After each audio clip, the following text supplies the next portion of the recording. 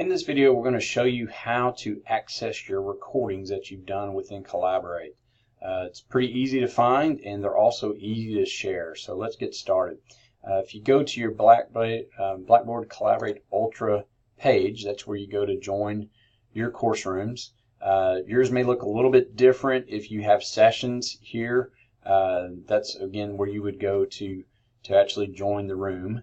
But what we're going to look for is those recordings that we've already done. So if I go to this menu item here, I click on recordings, then I'm going to see the recent recordings that I've done. If I'm looking for a recording that may be a month old, couple months old, and I don't see it here, I can go to this item, click on recordings in arrange, and then I can go back. Let's just say I want to go back to September the 1st, and then it will pull up all the recordings in arrange. So keep that in mind. If you're looking for an old recording, you don't see it initially, you might have to go back a little bit and do that search that way.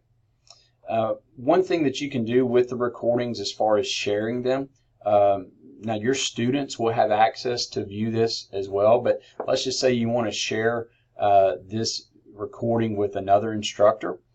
Easy to do. If you go here and you click on copy link, you'll actually be able to copy that link and email it to whoever, and they can click on that, and when they click on it, it'll actually look just like this. If I were to do the watch now, it'll open up in Blackboard Viewer, and they'll be able to watch the recording. I've been pretty impressed with the video quality of the recordings, and so that's been very good. So one last thing to keep in mind, when you're doing a recording, I had a panic situation to where I spent, in fact it was the September 25th video, I spent an hour on a recording for a class, trying to prepare them, and I went back about 10 minutes after I had done the recording and I couldn't find it, and I thought, oh no, this didn't work.